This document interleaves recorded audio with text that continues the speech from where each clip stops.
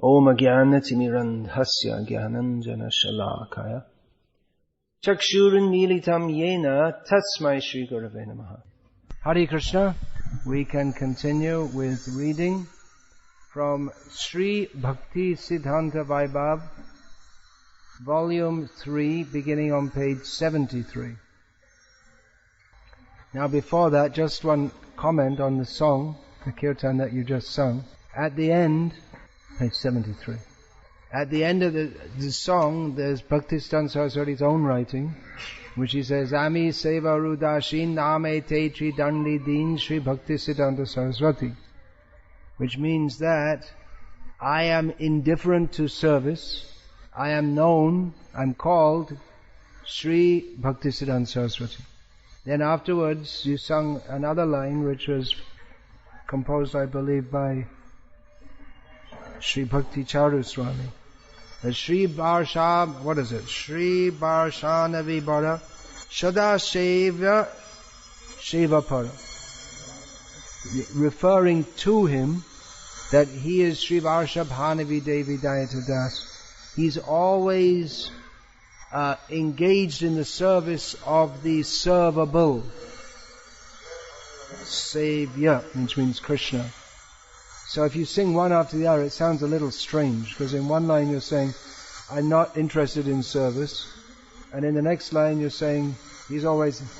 So you have to sing one or the other, otherwise it sounds like Rasa Bas. If you sing, it's just like Dina Krishna Dase Koi. We know that he's not fallen, but he feels himself fallen. So you can sing the other line in which you describe him as being, actually he's fully attached to service. But better not to sing both. Maybe you don't understand what it means, but I do, and Bhaktisiddhanta Saraswati does, so anyone who understands it will think it sounds strange. So, reading from Sri Bhakti Siddhanta Vaibhava. And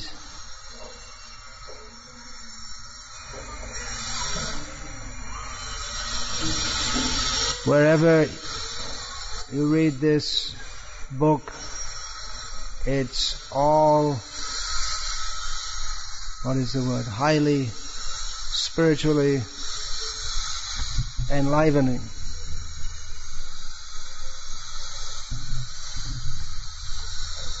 You may think that's very proud for me to say that, seeing as I wrote the book, but then I am as an instrument in writing it. The subject makes the book highly spiritually enlivening, inspiring, educational, and so on. It seems that quite a few devotees, they read volumes 1 and 2 and stopped, thinking that volume 3 is just some irrelevant appendices.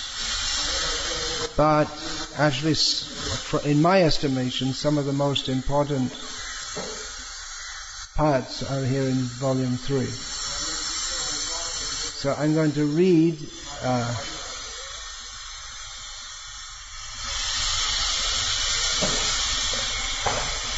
from this section, which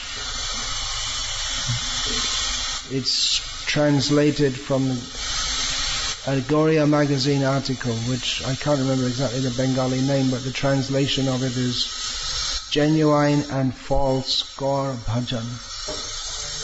So this particular essay gives insights into much of the mission of Bhaktisiddhanta Saraswati Thakur in distinguishing Sat from Asat, distinguishing reality from illusion for the welfare of all. Rupa Anuga Viruddha Apasiddhanta Dvanta Harine. We offer respect to him who is the remover of the darkness caused by the wrong conclusions that are opposed to those of Rupa Goswami. So how he detects atheism in apparent Vaishnavism is apparent from this. The case of a man who was a great devotee of Chaitanya Mahaprabhu and then became an atheist.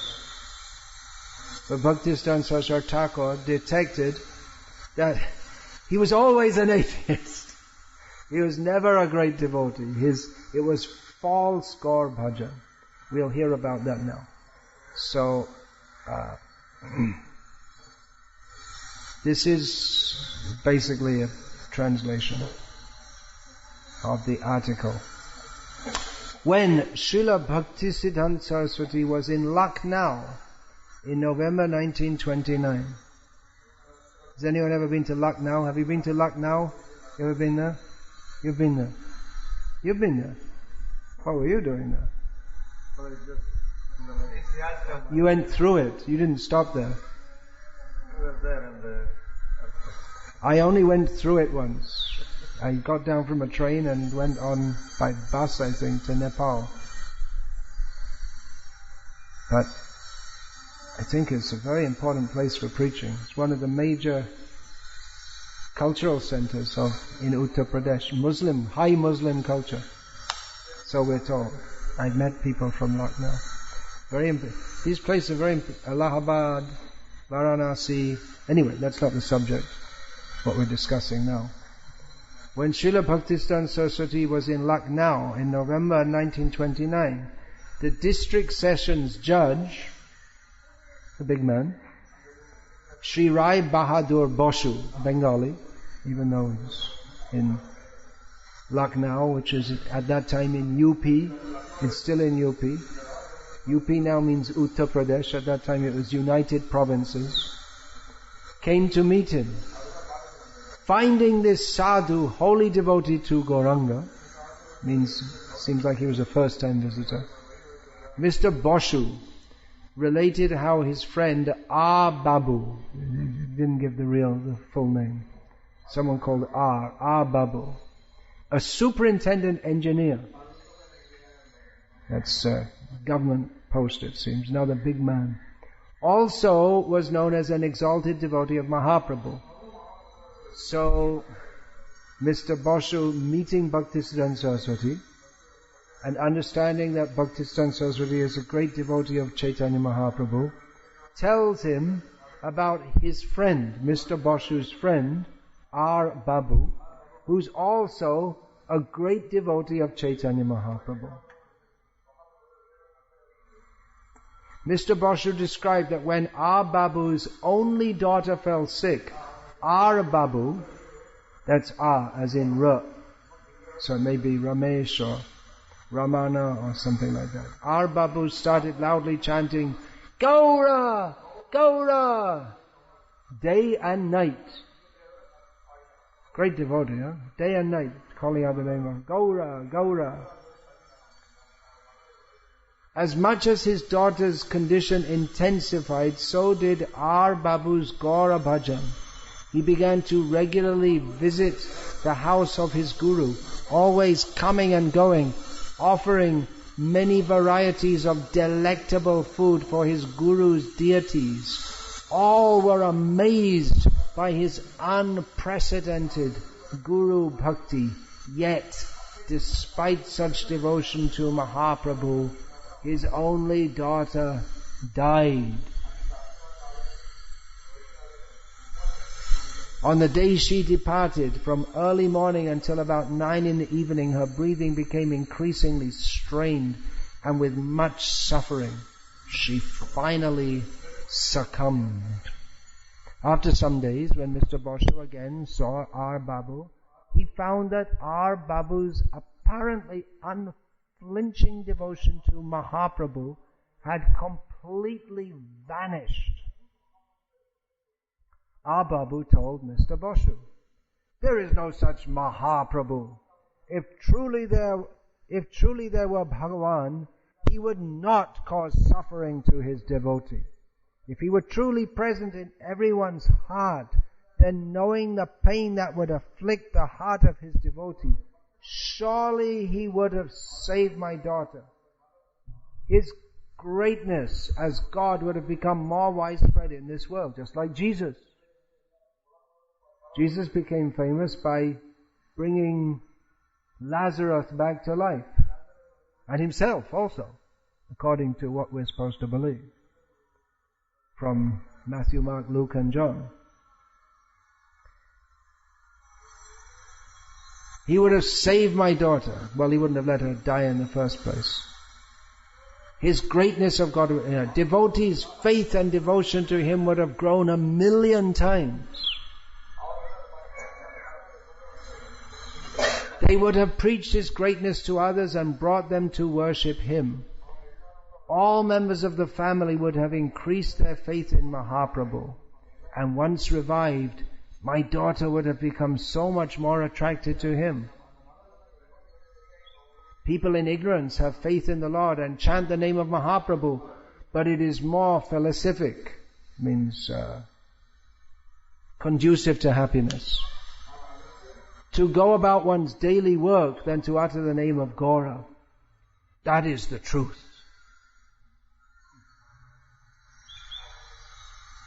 It's an interesting consideration that Jesus became famous for healing, and the Christians, they have these healing camps, and people believe this is the real God who helps people in the world.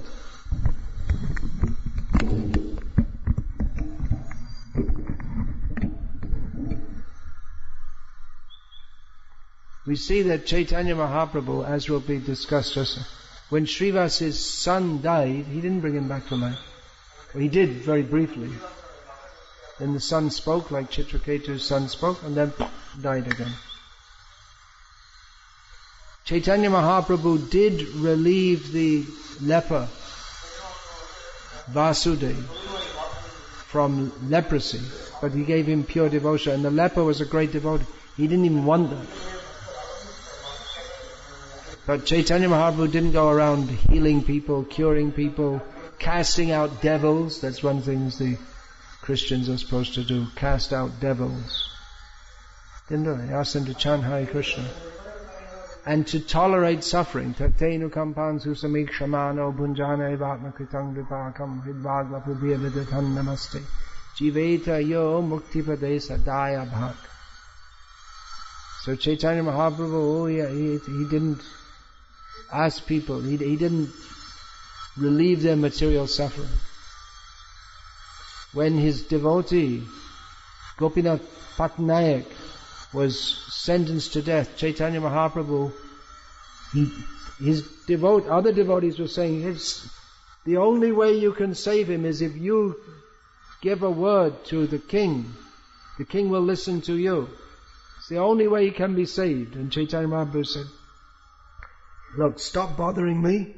If you keep on like this, I'll go away and I'll never stay here anymore.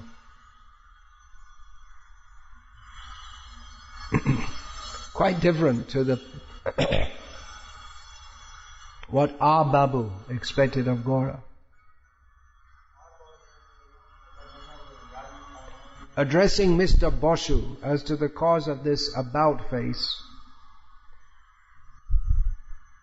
Srila Saraswati Thakur spoke at length. About face means to turn your whole perception. Bhakti Saraswati said, the Mahaprabhu whom I have taken shelter of is not the Mahaprabhu of our Babu. He takes Mahaprabhu like a hired gardener. Hey, God, come here. Mali, come here. Go, do that. I take shelter of the Mahaprabhu of Srivas Pandit. Mahaprabhu spoke of Srivas, who was absorbed in prem as follows. Putra shok na janelo jay mora preme, heno shaba shanga mui charibo kemone. How can I ever leave the association of such a person who, due to his love for me, is unaffected even by the demise of his son? That's described in Sri Chaitanya Bhagavat, and Bhaktivinoda Thakur made a whole series of songs on this. So, Chaitanya Mahaprabhu was dancing in the house of Srivas when in another room, Srivas's son died. And the women in the house all started crying, and Srivas heard it. He went and said, "Why are you all crying?" He said, "Your son just died." He said, "Shut up! Stop crying! Don't disturb Chaitanya Mahaprabhu's dance, his kirtan." He severely chastised the women for crying. So, when Chaitanya Mahaprabhu came to know of this, it's not all described here, but he said, him and Nityananda said, he brought the son back to life, and the son spoke, like Chitraketu said. And then he went away. And then Chaitanya Mahaprabhu and Nityananda said to Srivas, "You lost one son today, but you gained two. Because myself, Chaitanya Mahaprabhu and Nityananda became the sons of Srivas." And Nityananda took that very seriously. He'd treat Malini, the wife of Srivas, like his mother, and suck her breast even though she was long past the age where she could suckle a child, and so on. Bhaktisiddhanta Saraswati continued, "I worship the Mahaprabhu of that Srivas Pandit who told the ladies of his house to stop their crying. Kala Rabba Shuni Jadi Prabhu Bhaja Pai Tobe Aji Ganga Prabeshimu Sarvatai." If by this hullabaloo the Lord's ecstasy is disturbed, means if he comes to external consciousness, he's absorbed in the prema of dancing, then today I shall certainly enter the Ganga, Sarvatai, in all respects. It means not come back. Commit suicide. You don't shut up, I'm going to enter the Ganga and commit suicide, he told them. This is not our Babu's Mahaprabhu.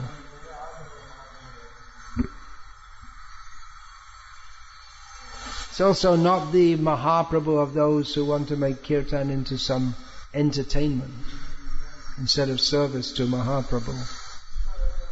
I worship, Bhaktisiddhanta Saraswati continues, I worship the Mahaprabhu of Sri Rupa, who described him thus: Virachai maidangam dina bandhu dayang va gatireha na bhavata kachid anyamamasti nipatatu shatakotir nirmalang va navambhas tadapi kilapayada stuyate chatakena. O friend of the poor, Rupa Goswami is addressing Krishna. Do what you like with me. Give me either mercy or punishment. But in this world I have no one to look to except your Lordship. The Chataka bird always prays for the cloud, regardless of whether it showers rains or throws a thunderbolt.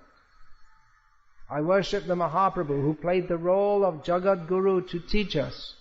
Aslishrava padaratang pinashtumam adarshanan marmahatang karotu va yatha tatava vidadhatu lampato mat prananathastu sa eva naparaha.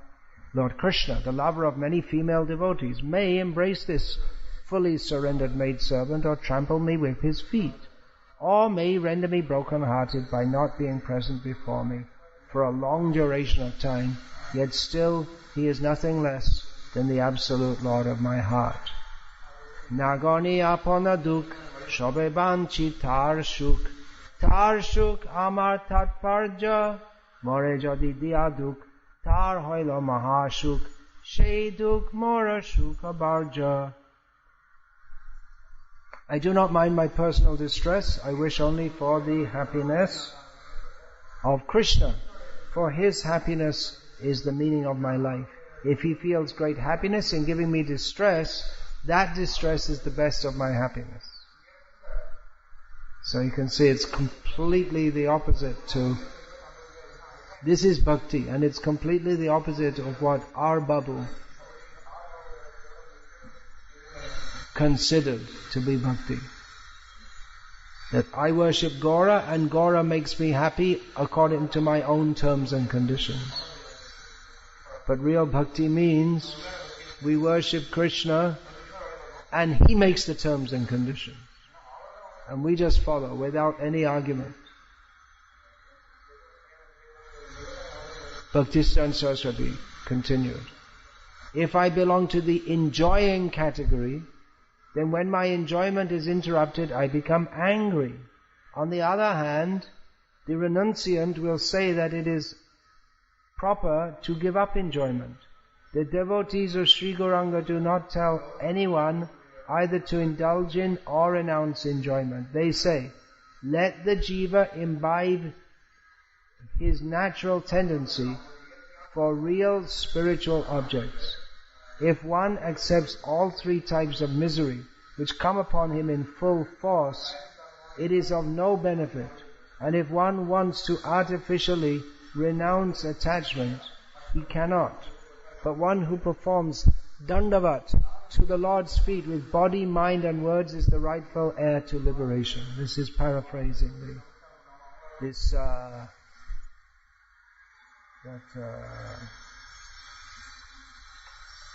verse which I just quoted, I'm checking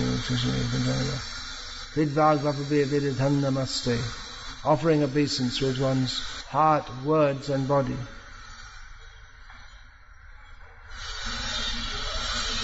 Then he becomes the rightful heir to liberation. Whatever drawback may come, he will accept it as the Lord manifesting in the form of mercy. It defies description how much Sri Chaitanya has arranged for our welfare. We are on the path of material enjoyment. To open our eyes, He orchestrates that certain obstacles appear stage by stage among the objects of attachment. He gave me bad health and step by step gave me accidents. He gave a specific transitory nature to all things to help put us on the spiritual path. Very instructive, huh? I remember an incident of long ago. A high court lawyer named Datta, whose son was on his deathbed, requested me, "You are a devotee, please keep my son alive."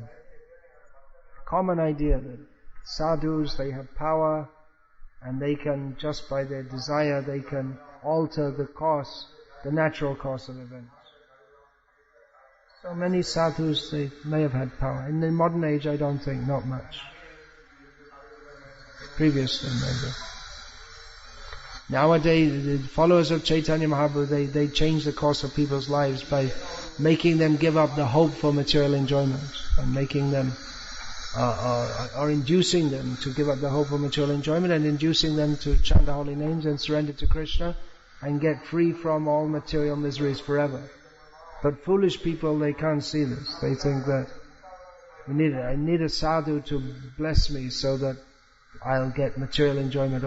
The obstacles to my material enjoyment will be removed. If the sadhu wants to remove them all, they don't want it, because by removing the obstacles to material enjoyment, you remove the objects of material enjoyment, or the whole sense of material enjoyment also, and that they don't want.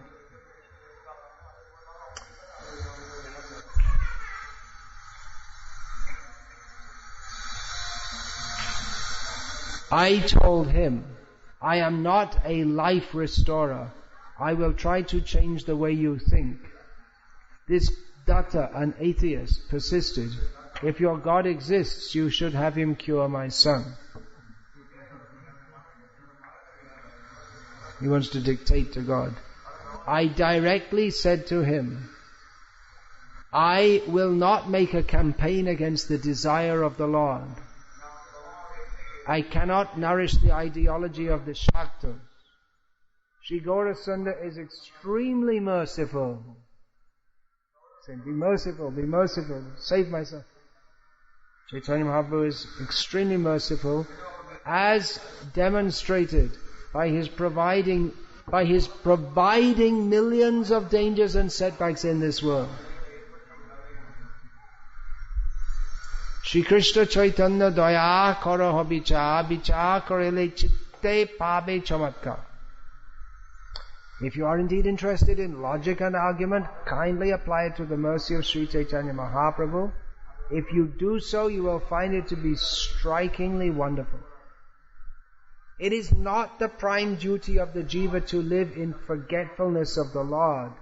This world is not our eternal residence. To remind us of this at every moment, the Lord interjects problems amid our pursuit of material pleasure. Shri Kulashekha has declared, Nastha dharme navasunichaye naiva kamo pabhoge yad bhavyang tad bhavatu bhagavan purvakamanurupam etat prarthyam mama bahumatang janma janmantarepi tvatpadam bhoruha yoga gata nischala bhaktirastu. I do not desire to perform religious rituals or to have an earthly kingdom. I do not care for sense enjoyments. Let them appear and disappear in accordance with my previous deeds. My only desire is to be fixed in bhakti to the lotus feet of the Lord, even though I may continue to take birth here, life after life. Sri Gaurasundar also recited a similar verse. Na dhanam na janam na sundarim kavitam va jagadisha kamaye mama janmani janmanishvare bhavatad bhaktirahaitu tvai. O Lord of the universe, I do not want wealth, followers, beautiful women or learning. May I simply perform unmotivated devotional service to you, birth after birth. Bhaktisiddhanta Saraswati Thakur continues, I will not fall into hypocrisy. Birth after birth I have done so, but I shall not continue. I will not involve you in the results of my previous actions, for I have heard the instructions of the Bhagavatam from the lotus feet of my Guru. I have not involved you in the results of my previous actions, suggesting that if Bhaktisiddhanta Saraswati were to do something like materially benefiting him, then you would become involved in some other karmic reaction. Yeah, I have heard the instructions of Bhagavatam from the lotus feet of my Guru. Dharma projita kaitavotra paramo nirmat saranang satam Vedyam vastavam atravastu shivadam tapatrayon mulanam Srimad Bhagavate Mahamuni Krite Kim Va Parayarishvara Sadyo Hridyavaruddhyate Chakritibhi Susrushibhistakshanat.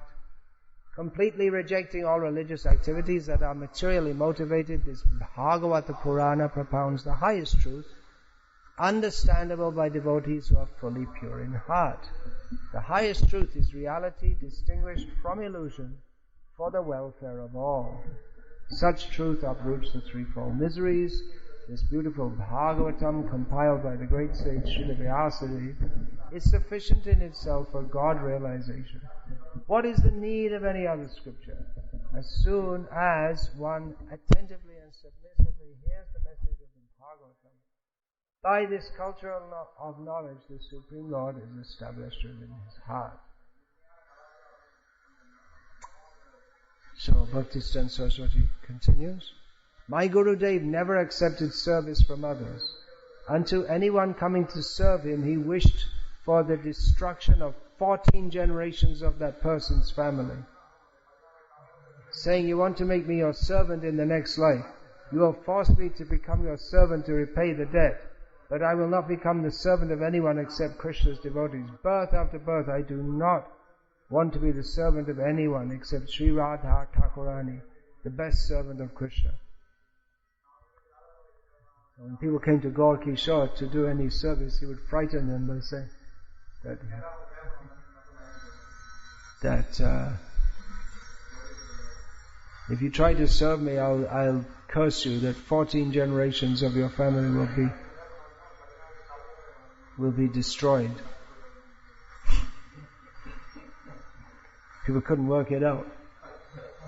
This guy kind of do a pious activity of serving a sadhu. And sadhus, they bless you. And he's saying that if I serve him, he'll destroy 14 generations of my family.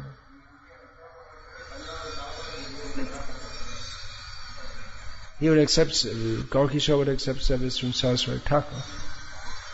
But for materialistic people, he would think that it becomes a materialistic exchange. And then I will have, in other words, he's making the point that if a so-called sadhu who is actually enjoying on a material platform the service he receives from others, if he accepts that service, then because it's not actually on the spiritual platform, then that so-called sadhu will have to come back again to the world to serve those who served him in this life. Saraswati Thakur continues.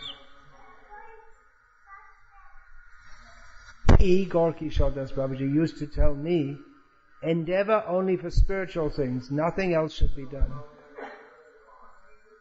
He was neither a learned scholar nor even literate. With tears streaming from his eyes, he would shout, I chant the names of Gaura and Nityananda. I pray that I will not be a black spot to the holy name, that I will have no desires for the nonsense of dharma, artha, kama, moksha. Many times he requested, tell me what is written in the Sri Chaitanya Charitamrita and Srimad Bhagavatam. I don't know Sanskrit. I don't know reading and writing at all. I would reply, what should I say? I'm seeing it graphically in your character. What else is there in Sri Chaitanya Charitamrita and Srimad Bhagavatam? Our Babu deceptively took shelter of Mahaprabhu as if to enrich Mahaprabhu, as if Mahaprabhu would be delivered by his mercy. He had perfect attachment to matter, not to Chaitanya Mahaprabhu. Mahaprabhu revealed his duplicitous nature. Our Babu did not investigate this matter in the beginning. Not even for a moment did he see the real form of Mahaprabhu. He thought of the lotus feet of Sri Gauranga as some sort of special medicine or natural product. This is a very important point. He did not investigate this matter in the beginning. He just presumed the worship of Mahaprabhu to be something everyone's doing. Someone worships this Paramama in Navadvip. There's the local Shakti, Paramama. So people are worshipping her. And someone is worshipping their guru. And so everyone's doing it. So I'll also do it. There's so many people are worshipping Chaitanya Mahaprabhu, they say he's God. Okay, I'll also do it. But they never think about it deeply. What is the actual worship of Chaitanya Mahaprabhu? What are the consequences of worshipping him? They just do. Okay, I'll worship God, I'll get some benefit. Everyone else is doing.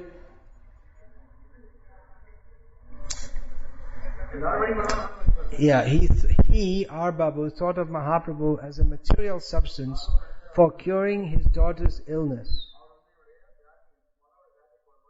The lotus feet of Gaura remove all anarthas and bestow Krishna Prem. They can bestow love of Radha and Krishna. Their names are non-different from themselves. Gaura are not some magicians or talismans for removing disease. Talisman?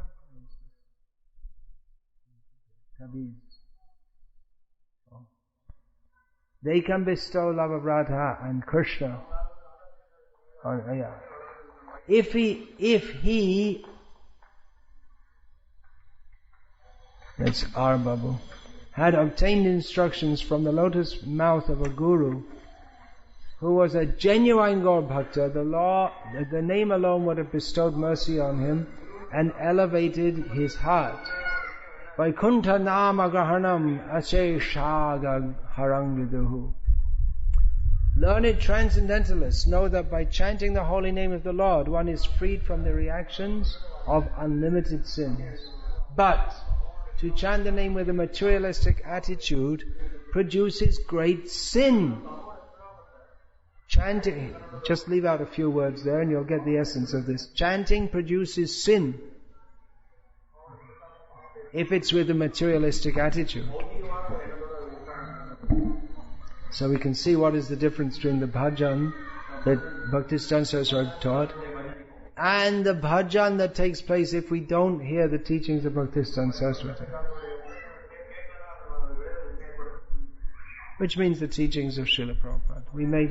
We may think, oh, well, let's have a kirtan mela, and we'll all come to, we'll chant the holy names, it's all purifying, but if we don't hear and imbibe the instructions, then we'll be committing sin by cultivating a materialistic conception of the holy name. It may not seem to us, it may seem very spiritual that we're chanting the holy names and we become gopis in the spiritual world, and it's all nectar. But it's all conceived of if it is all conceived of in the consciousness of personal enjoyment. I will go to the spiritual world and enjoy being a gopi. I'm not going to say, must be a gopi. I'm not one of those cowherd boys or blades of grass, something low class like that. I'm a gopi, that's for sure.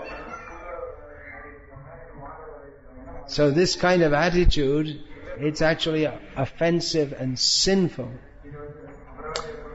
Bhaktisiddhanta Saraswati continuing about our Babu. Our Babu was committing nama parada. His misfortune was a consequence of this offense.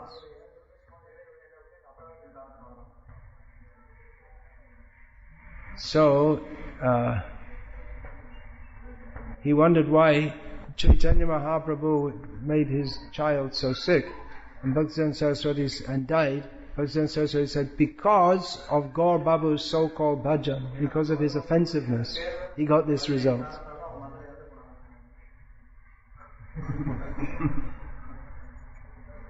The result of nama parad is either attainment or non-attainment of dharma, artha and kama. His desires were not fulfilled. If he sincerely accepts Gauranga's lotus feet, his offense will dissolve. Then the name of Gaura will melt his heart and tears will flow from his eyes. Then he will be able to understand these words of Jagat Guru Sridhar Swami. The affix pra-ujhita indicates the rejection of even the desire for liberation. Srimad Bhagavatam has uprooted all desires for liberation and material elevation. If one seeks shelter of that Mahaprabhu who upheld Srimad Bhagavatam as the most authoritative scripture, then neither cheating nor any other desires can remain. That Mahaprabhu, he says. Actually, there is only one Mahaprabhu. So the other people, they're just imagining Mahaprabhu.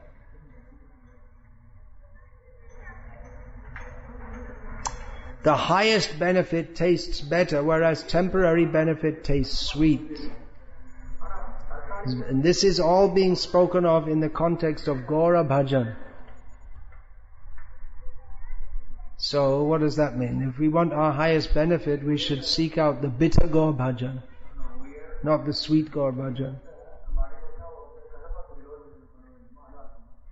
We should be very careful of those who overemphasize sweetness without informing us of the purification, the bitter purification that we have to undergo before we can appreciate the sweetness. If it's all sweet, sweet, sweet from the beginning, you know, this person is a cheater.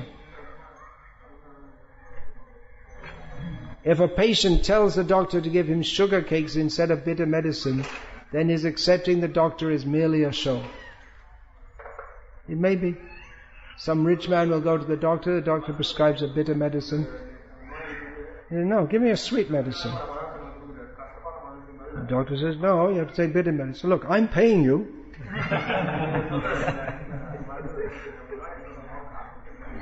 I'm telling you to give me a sweet medicine. And the doctor can't help him. Similarly, there is no use to take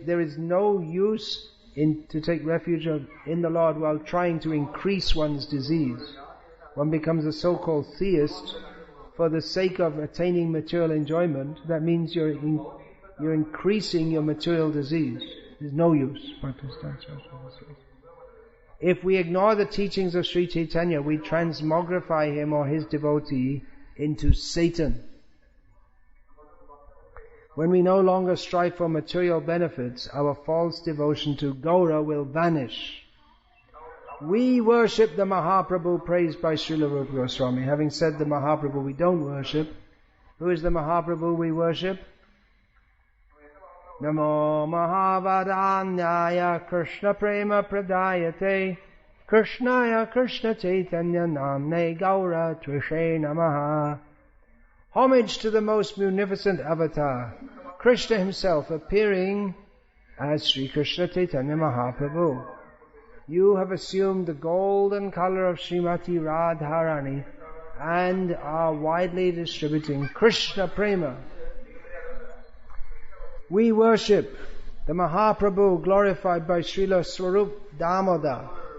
Helo Dhunita Kedaya Vishadaya Pronmilad Amodaya Shamyat Chastra Vivadaya Rasadaya Chitar Piton Madaya Shashvad Bhakti Vimodaya Samadaya Madhurya Maryadaya Shri Chaitanya Daya Nidhe Tava Daya Bhuya Damando Daya. O Ocean of Mercy, Sri Chaitanya Mahaprabhu, let there be awakening of your auspicious mercy, which easily drives away all kinds of lamentation by making everything pure and blissful. Indeed, your mercy wakens transcendental bliss and eclipses all material pleasures. By your auspicious mercy, quarrels and disagreements arising over different shastras are vanquished. Your auspicious mercy pours forth transcendental mellows and thus causes the heart to exult. Your mercy, which is full of joy, always stimulates bhakti and glorifies the ultimate limit of madhurya rasa.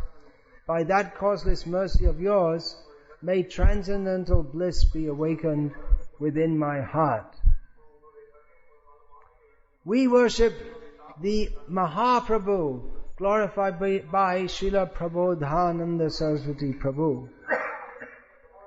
Kaivalyam narakayate tridashapur akasha pushpayate durdantendriya kala sarpa patali prodkata dangshrayate vishvang purna sukhayate vidhi mahindra dischakritayate yadkaranya kataksha vaibhavatam tam gauramevastumaha. For a devotee who has received Sri Chaitanya Mahaprabhu's merciful glance, Kaivalya, merging into the existence of Brahman, appears hellish. The heavenly planets appear like phantasmagoria. The senses appear like serpents with broken teeth. The entire world becomes a replica of Vaikuntha, and the position of demigods like Brahma and Indra is considered equal to that of tiny insects. We pray to that Lord, Sri Gaurasundar. Most unfortunate are they who, even after hearing the teachings of Mahaprabhu, do not accept them. Yeah, that's the problem with the upper sampradayas. They superficially accept the teachings of Mahaprabhu, but they don't actually accept them. Gaurasundar is not the object of our enjoyment. Even though a person experiences thousands of misfortunes or calamities, he should hear about Gaurasundar, chant about him and preach about him. All thoughts that now exist in this universe, existed in the past, or will exist in the future, are no better than a few pennies. We should think, when will we be able to take shelter of Gaurasundar's lotus feet with complete sincerity? Our Babu did not understand that Gaurasundar is the supreme truth. He showed false bhakti, manifesting words alone, while taking refuge in Satan. Anarpita chiring chirat karuna yavatirno karo samapiyatamana tajvala rasang svabhakti shriyam Haripurata Sundara Duty Kadamba Sandipita Sada Hridaya Kandare Spurituva Shachinandanaha.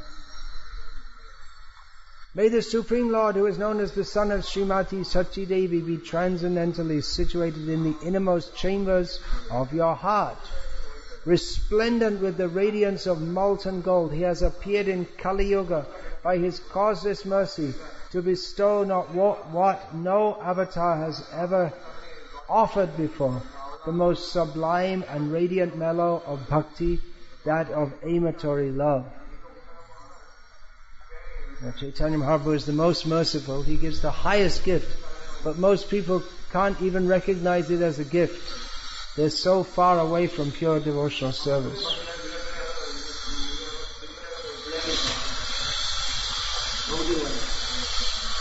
Gaura Sundar spread in this world the highest rasa never given before, but I will instead pray for stool, urine, pus, flesh and bones.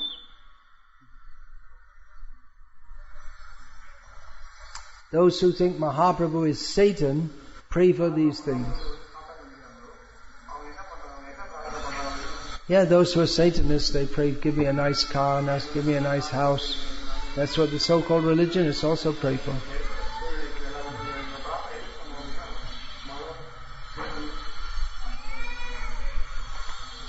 Radha Krishna Pranya Vikruti Haladinir Shaktir Smad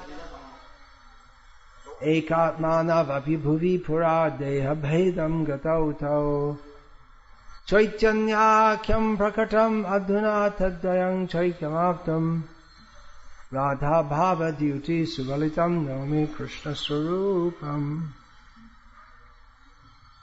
The loving affairs of Radha and Krishna are transcendental manifestations of the Lord's internal pleasure-giving potency. Although Radha and Krishna are one in their identity, they have eternally separated. Now these two transcendental identities have reunited in the form of Sri Krishna Chaitanya. I bow to him who has manifested himself with the sentiment and complexion of Srimati Radharani, although he is Krishna himself. The daughter of Vrishabhanu is not just the counterhole or counterpart of Krishna. The outer effulgence of Radha has completely covered the beauty of Shama. It has engulfed his mind. Such is the intensity of their embrace. They have become this exalted form. Shri Gaura Sundar is not simply Radha or simply Krishna, but the embodiment of their deep embrace. Prasarita Mahaprema Piyusha Rasa Sagare Chaitanya Chandra Prakate Yo Dino Dina Eva Saha.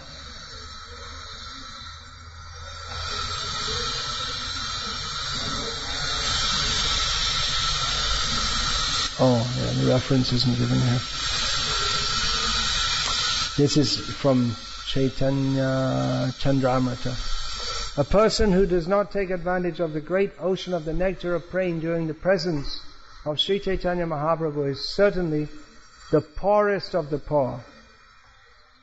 Then Mr. Basu asked, please give some practical suggestions. There are many theoretical opinions. How can one become free from nama parada? Bhaktisiddhanta Saraswati, please study Harinama Chintamani. Mr. Basu, Mahaprabhu said that we should give the name even to the lowest person. Srila Saraswati Thakur, a namacharya, a devotee free from nama parada, nama bhas, can give the name. Mr. Basu, but then what is the meaning of Shraddhaya Helayava? The name can be chanted either with faith or inattention. It appears that Mr. Basu was either a member of or was influenced by various Sahajiya Sampradayas, what we would call Sahajiya Sampradayas. These Sahajiya Sampradayas may not be men dressing as women, but they have a serious misunderstanding.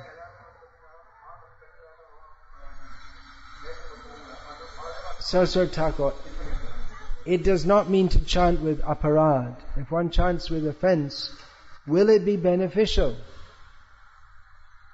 Mr. Boshu. But Mahaprabhu does not mention namaparada. He thought that he had Bhaktisiddhanta Saraswati checkmated. Srila Saraswati Thakur, you should read Sri Chaitanya Charitamrita and the Sandarbha, wherein namaparad is mentioned throughout. For instance, in Chaitanya Charitamrita, Chaitanya Mahaprabhu says, Niraparade loyle, what is that? Pai Premadhan. If one chants the name of Krishna without offense, then one will get the treasure of prema. Oh, he quotes it right here. Niraparade nam loyle pai premadhan. By chanting without offense, one receives the treasure of prema. One cannot get the name from a false guru, a namaparadi, but only by taking shelter of a pure namacharya. The guru will produce auspiciousness for his disciple. He will not think that he has become successful by lording over him. He will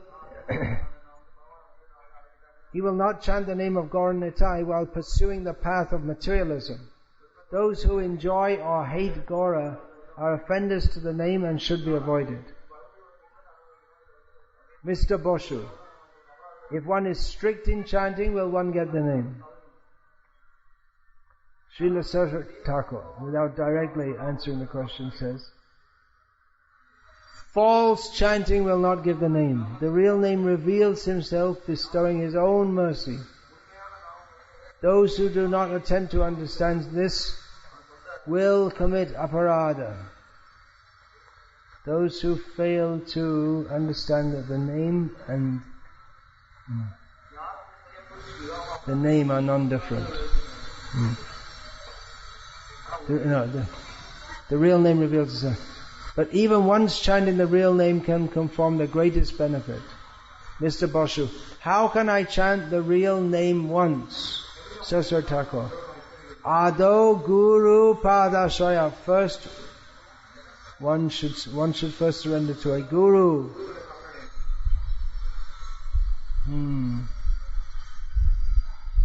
So to chant purely, one needs to receive the name from a guru. Mr. Boshu, the human guru is very limited. I may accept a guru, but who will the inhabitants of Africa, America or New Zealand accept as Namacharya? This is before anyone had been to the West. Before Bhaktisiddhanta Saraswati sent his preachers. Srila Saraswati Thakur, they will receive a guru according to their qualification, just as some have received Christ. When they gain good fortune and search for a genuine guru, then after some births they will receive a guru. For the time being, you stop and lend your submissive and regardful ear. So he's got to the point of Mr. Boshu,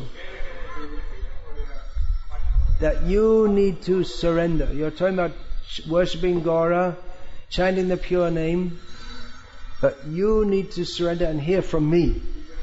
Then you can be benefited. I say to everyone of this world, stop your other talks and listen to this message. I am an emissary of transcendental sound, not aparad. I am neither ready to commit nor make others commit aparad. If I proceed with all the rubbish that I've accumulated till now on my head, I'll be unable to advance 1 inch towards Vraja.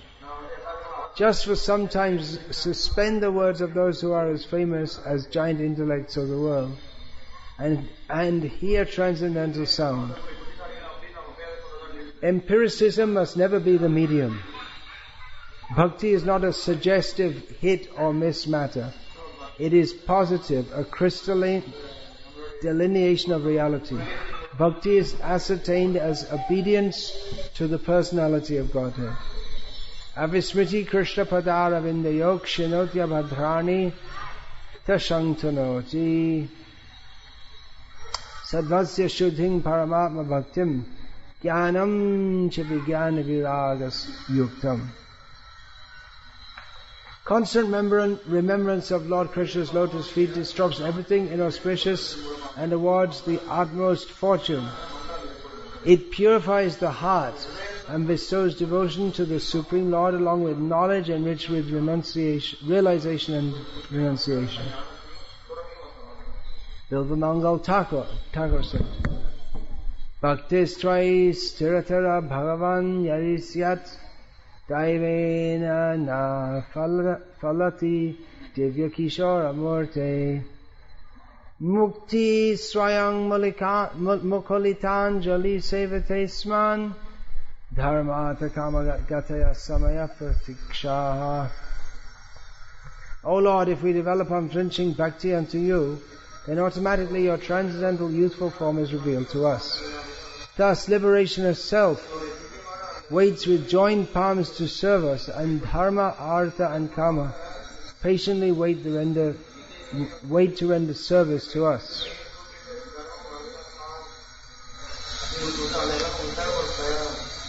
Pretty exalted position. In the beginning there was no need for us to have a mission. But since many people were going astray, we are using this mission to engage in the Lord's service and deliver human society from the wrong course. Even if the present style of worldly enjoyment were to reach 1,000,000 times more intensity, still we would reject it like stool and urine. Well, you have to be a completely pure devotee to say that, I think. Just like we see that so I'm told many devotees in Hawaii, where Prabhupada said the situation is just like the heavenly planets. So I'm told that many devotees there, they're not very serious about bhakti because the weather is nice. You can just go pick some mangoes off a tree. I read some account that during the mango season in Hawaii there's so many mangoes. You can just go and pick off the tree as many as you like. No one will complain.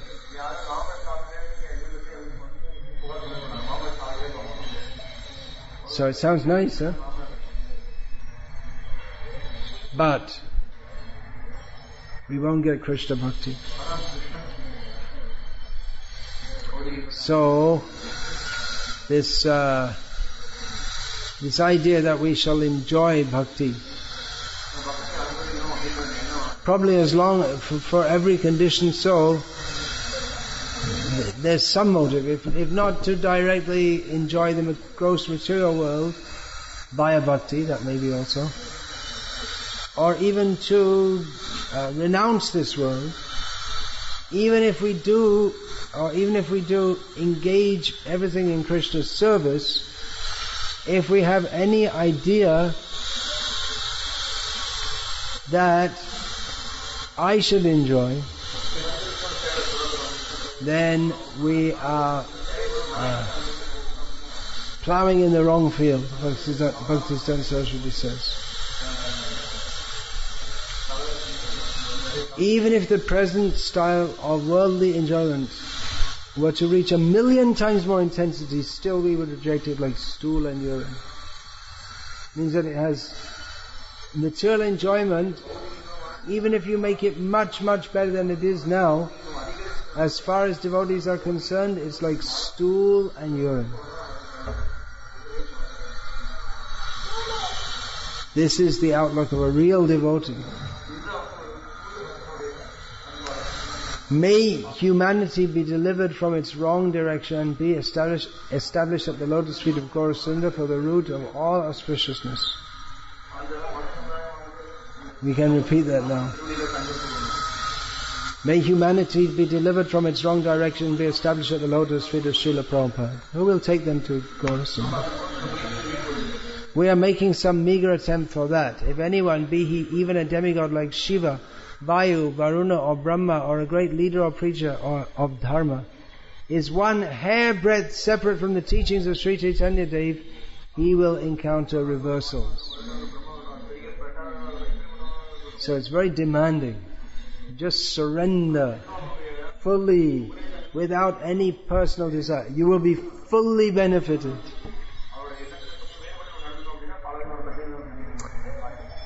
The servant of Chaitanya neither yearns for nor fears the talks of those of the giant intellects of this world, of those whom the giant intellects of this world glorify as influential preachers of Dharma. Because he has seen the great beauty of Sri Gauranga's lotus feet.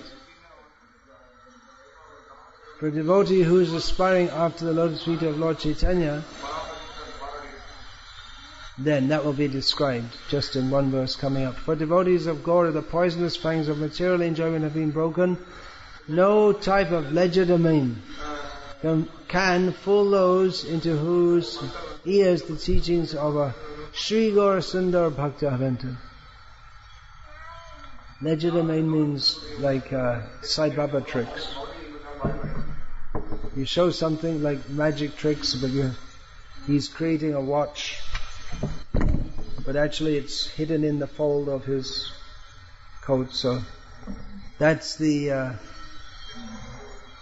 these so-called magic tricks. It's all just cheating, according to Bhakti Siddhanta Saraswati. So he says that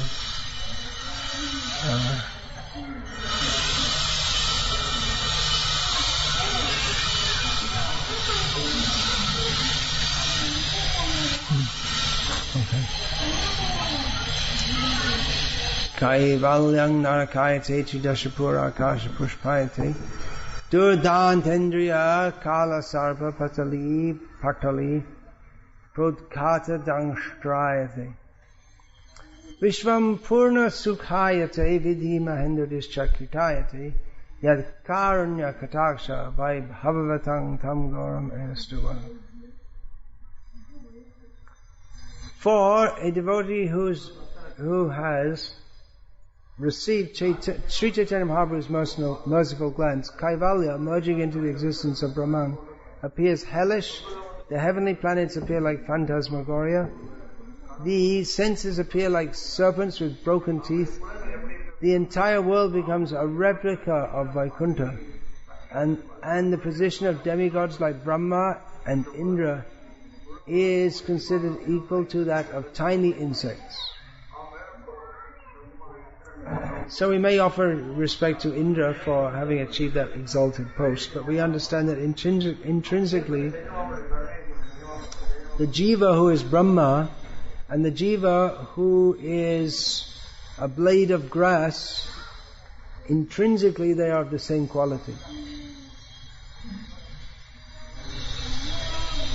So a Vaishnava who is advancing, especially a Gaurian Vaishnava, then for such a devotee, then humility is an essential quality. The quality of considering that I'm completely surrendered to Chaitanya Mahaprabhu, I have nothing to do with anything else, nothing to do with, and nothing else in this world matters. Kaivalya doesn't matter, heavenly planets don't matter, they're all useless. So that's humility of surrendering Chaitanya Mahaprabhu appears to be the great arrogance of a Vaishnava. Actually it's great humility. So Bhaktisiddhanta Saraswati continues. Patanjali's path of yoga, artificial endeavors to control the senses, or the affairs of Menaka and Urvashi can never help one attain the position of a devotee of the Lord. Those who take a pessimistic view and think it very difficult to be freed from suffering are unable to reach the shoe bearers of the Lord's devotees. Vaishnavas do not regard privation to be very significant, nor do they entirely shun material knowledge, like a weaver putting cotton in his ears. I couldn't exactly find what that means. Why he's mentioning that weaver putting cotton in his ear, I don't understand that. They do not desire their own pleasure. My own pleasure will take me to hell, for I am a sick animal. My desire is to give pleasure to the Lord. The haven of Gaurasundar's lotus feet cannot be attained by bringing worldly acquisitions. That's why Chaitanya Mahaprabhu, he often said that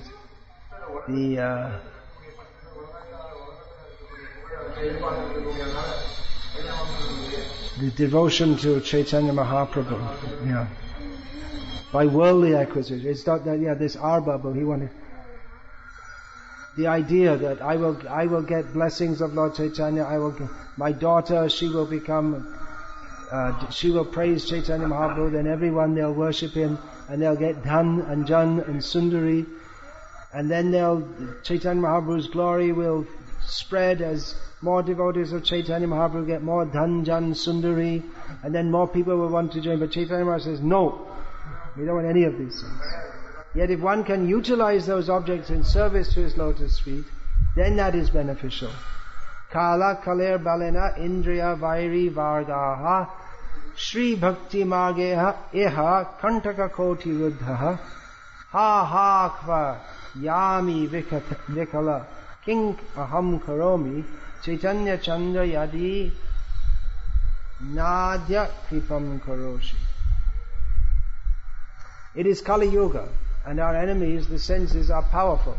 In this world, the path of bhakti is spiked with millions of thorny obstacles. O Chaitanya Chandra, if you do not bestow your mercy on me today, then being confused, where will I go and what shall I do? So we'll break there and sing, and then we'll go back to reading this. How about that? Continuing. Bhaktisiddhanta Saraswati speaking at length about genuine and false Gaura bhajana. It's mostly about false Gaura bhajana. Because what was going on in the world as what people presume to be Gaura bhajan is not actually. So he's describing varieties of false Gaura bhajan. I will reside alone and chant the names of Gaura Nitai. This is another brand of deception. A desire for personal happiness and fame. All the senses are classed as enemies. All these enemies have sprung up as a million thorns to obstruct the path of bhakti, the eternal function of the soul as taught by Lord Chaitanya. People mistakenly adjudge bhakti as that kind of sham devotion that is mixed with karma, jnana and yoga, with all varieties of other desires for enjoyment or with false renunciation. But I will serve the Lord beyond the material realm. I will not be a scavenger, openly or stealthily serving the dog of sensual indulgence. I will not be a washerman serving his donkey. I will not be an engineer serving pieces of brick. Only one who considers like this can gain Mahaprabhu's affection and take shelter of the bhakti path. Shri Gaura Sundara is not some fenced-in inanimate object. In other words, people think that Chaitanya Mahaprabhu is some kind of subject or that you can study and understand everything about. It's just some idea. Only by His mercy can one be delivered from the normal material intelligence that has opposed the Lord since time immemorial. There is no other method. One should understand that those who make a show of giving mercy to others are simply cheaters. They do not continually chant the name or pastimes of Gaura. So how can they perform service to Guru? All those who are attached to some teeny dharma or measly material object can perform the duty of a classroom teacher, but not that of a Guru from the spiritual kingdom. Kiba Vipra, Kiba Nyasi, Shudra Kene Noi, Jai Krishna Tukta Veta Shri Guru Hoy. Whether one is a Brahman, a sannyasi or Shudra, regardless of what he is, he can become a Guru if he knows the science of Krishna. Worldly actions arising from the three gunas have thrown me into difficulty. The Guru is he who, by giving a blow to the sensitive spot, can cut the knot in the heart. Srila Prabhupada used to say that he would find the delicate point? The weak point, and press on that. So whenever there's the weak point in the argument, Prabhupada would press on that and then dispel it. He who is capable of guileless compassion and who is not preoccupied with flattering me, he can give mercy to me directly without deceit. Srimad Bhagavatam states, Labdha sudurlabham idang bahu sambhavante manushang artadama nityam apihadhira turnang yateta napatedanu mrityayavan nisrayasaya vishaya kalu sarvatasyat. After many births and deaths, one achieves this rare human form of life, which although temporary, affords an opportunity to attain the highest perfection. Thus, as long as his body, which is always subject to death, has not fallen and died, a sober human being should quickly endeavor for the ultimate perfection of life. Sense gratification is available in all species of life, whereas Krishna consciousness is possible only for a human being. I do not want to become a demigod. Humans, being familiar with particular sorrows, are superior to demigods. To put that in your, who is supreme? Humans are in a better position. The demigods are so bloated with happiness that they are unaware of suffering and are preparing for a long ride on the merry-go-round of karma. Did you put in the demigods want to take a birth in Bharat, in Kali Yuga, so that they can do Bhakti? There are so many things people say.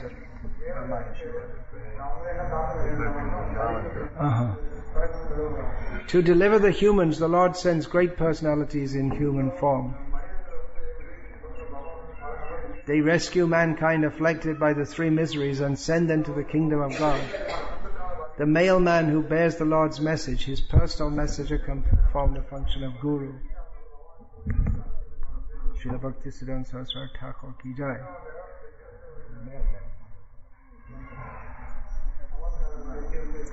A person's madness will certainly increase if he enters the chamber of aristocracy, power, learning and beauty. That's Janmaishvarya Shuta Sri.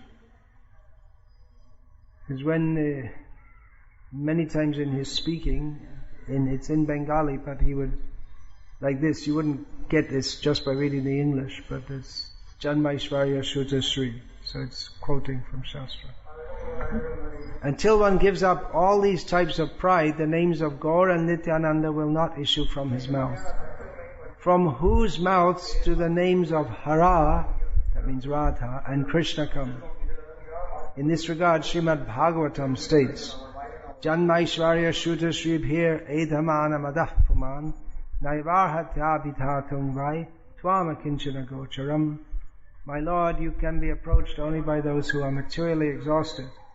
One on the path of material progress, trying to improve himself with respectable parentage, opulence, high education and bodily beauty, cannot approach you with sincere feeling. Etam nirvidyamananam ichhatam akuto bhayam yoginam ripanirnitam harer nam anukirtanam. O King, constant chanting of the holy name of the Lord in the manner of great authorities is the doubtless and fearless way of success for all, including those who are free from material desires, those who desire all material enjoyment, and those who are self-satisfied by dint of transcendental knowledge. Sri Rupa Goswami Prabhu has stated that only Nama Prabhu is fit to be taken shelter of, since that name is the sole object of worship for liberated souls. The name is worshipped both by those who are not liberated, those aspiring for dharma, artha and kama, and by liberated souls who possess love for the name.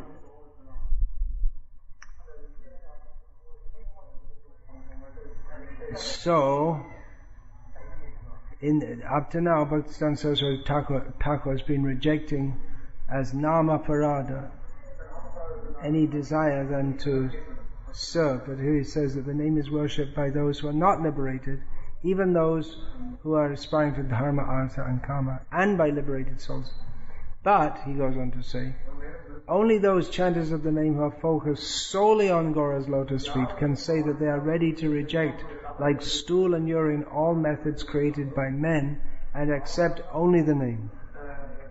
Then quoting from Namashtaka of Rupa Goswami, O Harinam Prabhu, you are not featureless. You have lotus feet, lotus face, name, form, qualities, associates and pastimes. The Upanishads, the supreme section of the Vedas, constantly perform arati to the tips of your lotus feet. If you think you can remain an enjoyer and simultaneously chant the name of Gaura, you will not be chanting the names of Gaura Nityananda. Those who fix limits have been tempted by finite things. They have been bewitched by an apparition. The holy name will not come from their mouths, but only from the mouths of liberated souls. At present, our souls are sleeping. If I am awakened, I will hear only talks of Krishna, and then I will chant. I will associate only with those who chant the glories of Krishna.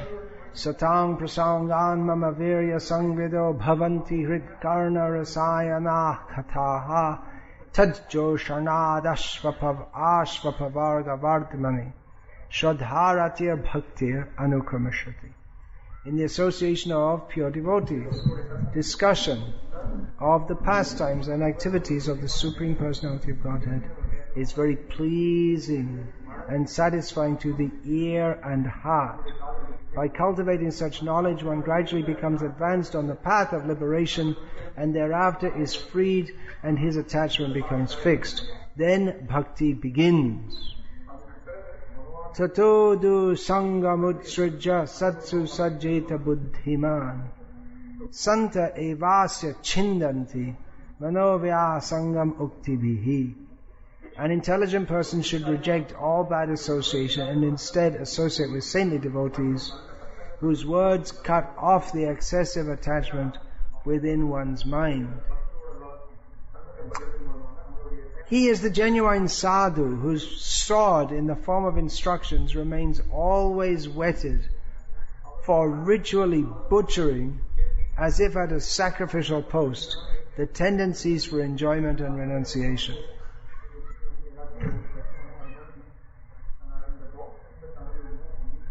In a strongly speaking book, I didn't quote much from here. I said just to read it because practically the whole book's full of things like this. He is the personification of strongly speaking. Tadvijnanartham sagurum eva bhigachet. To understand the living entity's constitutional position, one must approach a guru. Tadvidhi pranipatena pariprashnena sevaya upadekshanti te jnanam jnaninas tattvadarshanaha. Try to learn the truth by approaching a spiritual master. Inquire from him submissively and render service to him. Self-realized souls can impart knowledge to you because they have seen the truth. He is my guru who has no dharma other than serving the lotus feet of his guru, who has no other consciousness or philosophy than this. He is preoccupied neither with hearing about enjoyment nor cramming his esophagus with delectable food. He never hears anything except Hari Katha. He does not give advice other than to serve Hari. He does not perform any other activity, not even for 1 second out of 24 hours. Such a person is qualified as Guru. Then Bhaktisiddhanta Saraswati tells another anecdote. One day, Mr. P and Mr. S of Kalighat implored me to take them for darshan of my guru, which I did. One of them entreated him, "Please give me mercy." It means Guruchala Gaur Kishore Das Babaji Maharaj. My Gurudev responded, "Stay here." Mr. P said,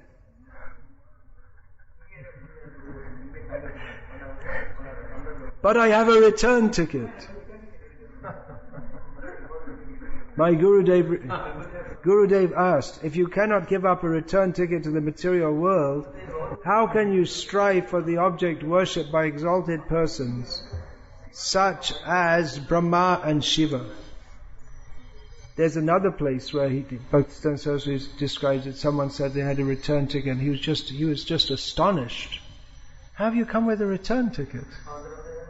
He was actually completely astonished that why have you come to see me with a return ticket? He thought it was very unusual.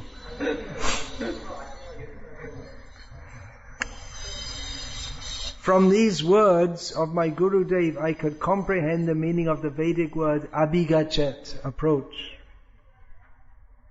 You don't go there to the Guru, and then you come back, and then you go again when you feel it's about time to go again.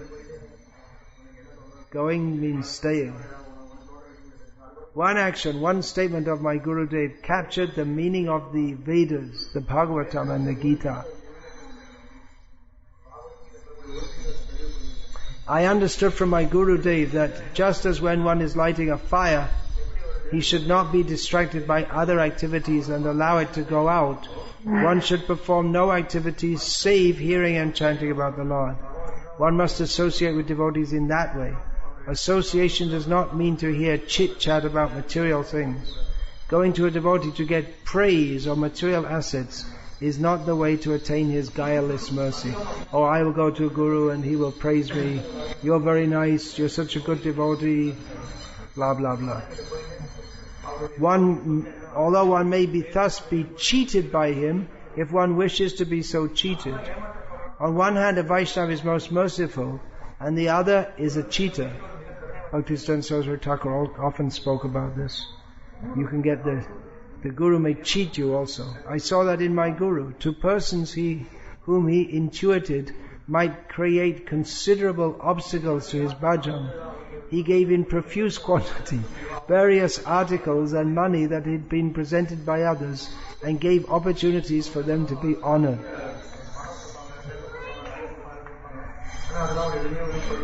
Amazing, isn't it amazing? By intimate associate with devotees, the concepts of anthropomorphism and apotheosis are destroyed. Apotheosis is the attempt to make a minion of Maya into a guru. Anthropomorphism, in Bhaktisiddhanta's language, means to make it is the concept that God is just like man. And apotheosis is the idea that a man is God. Gaura Sundar's lotus feet can never be approached by one with an enjoying mentality. Yeah, so apotheosis is the attempt to make a minion of Maya into a guru. So one who's a servant of guru, and you call him, who's a servant of Maya, and it's all the big guru game. The guru is sitting there, he's in Maya, and he gives blessings to others to also be in Maya. Yes, take Dhanam Janam Sundari. I bless you. Pass your exam. And so on. Yes, you be a great devotee and have good income and lots of money, and you can preach better.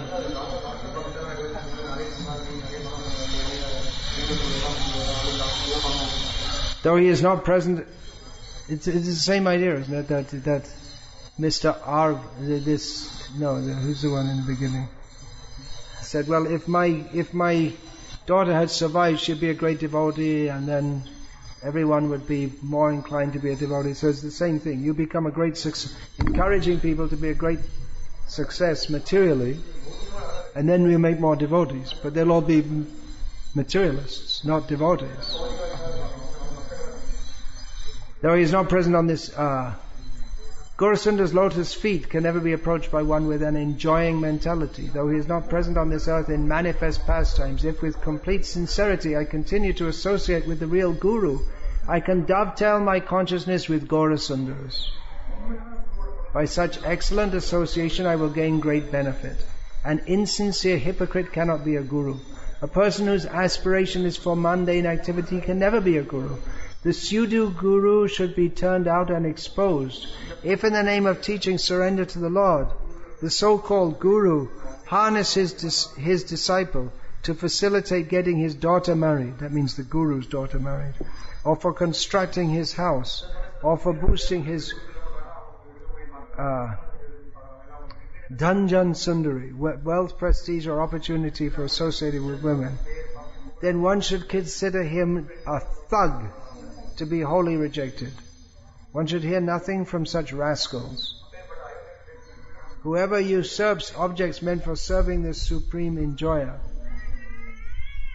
is never fit to be called a guru.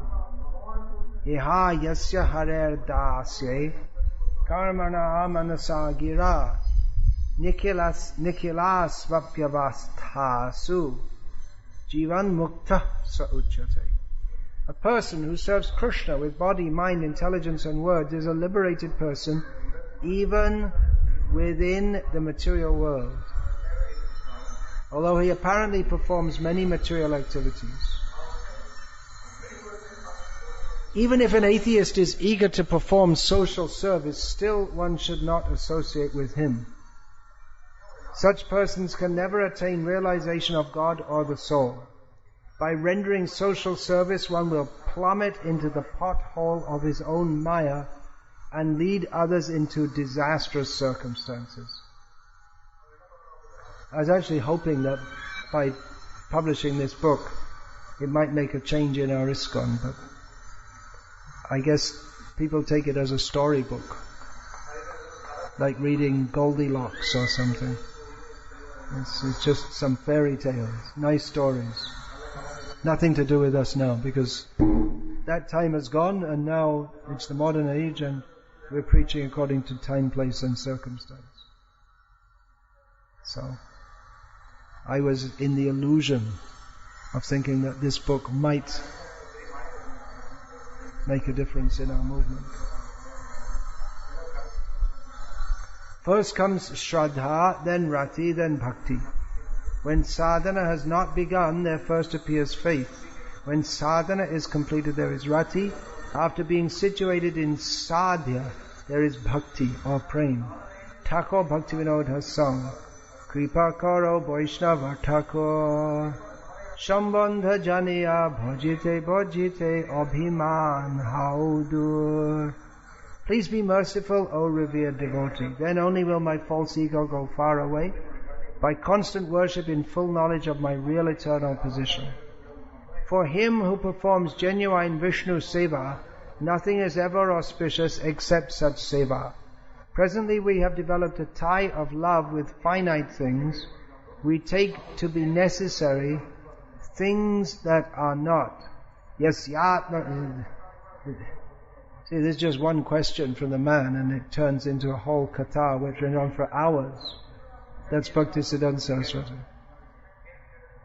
Yasyatma buddhi kunape tridhatuke swadhi kalatradeshu bhoma ijyadhihi yattirtha buddhi salanena karhi jijjaneshva vigneshu sa eva gokaraha. But it's all to the point. Everything he's saying is exactly in reply to the question. He's not deviating from the subject matter. He's explaining it in great detail. One who identifies the inert body composed of mucus, bile and air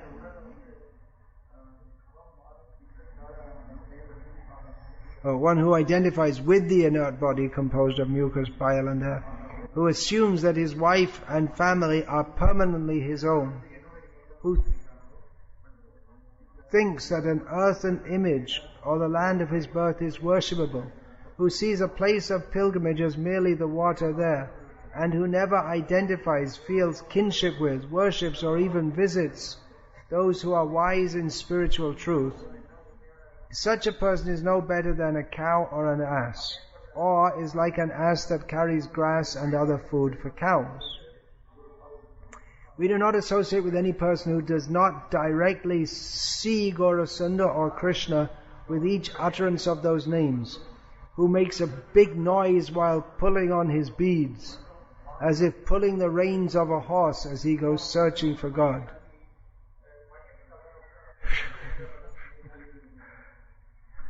Relationship with Krishna is the ultimate limit of scholarship.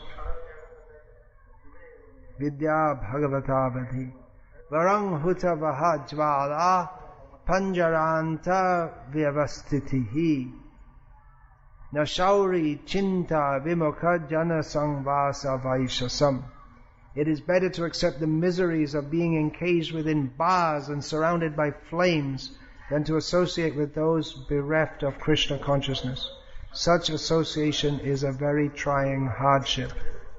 I'm not going to finish this by 12 o'clock. What's the time? Okay.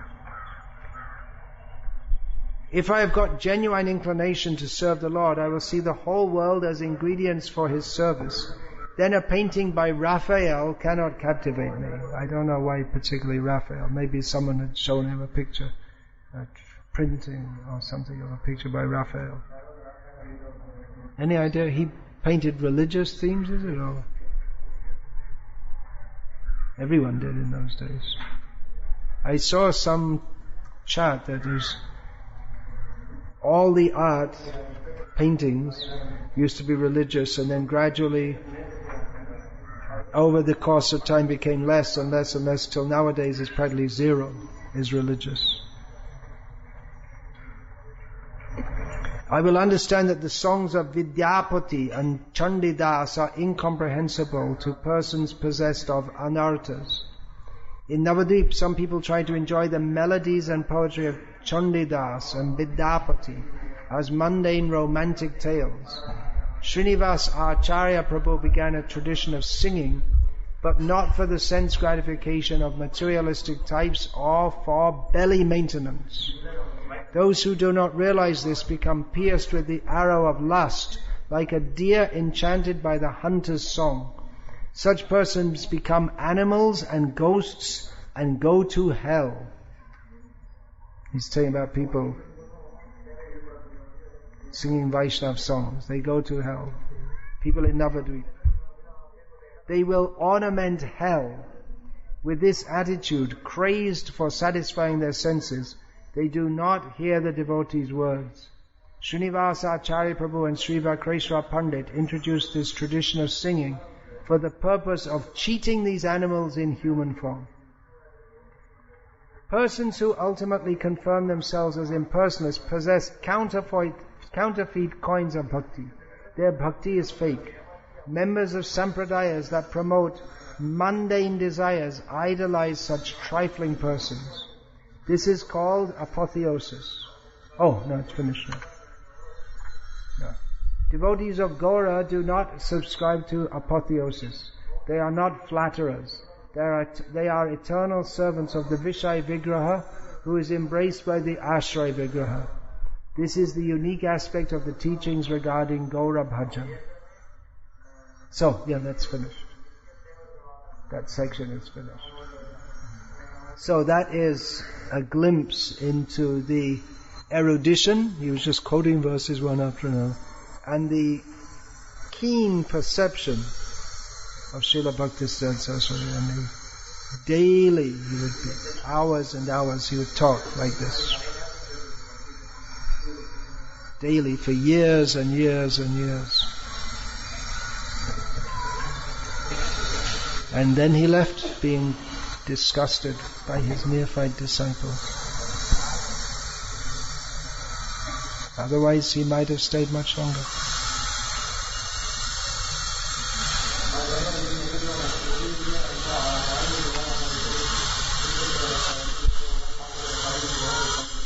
So,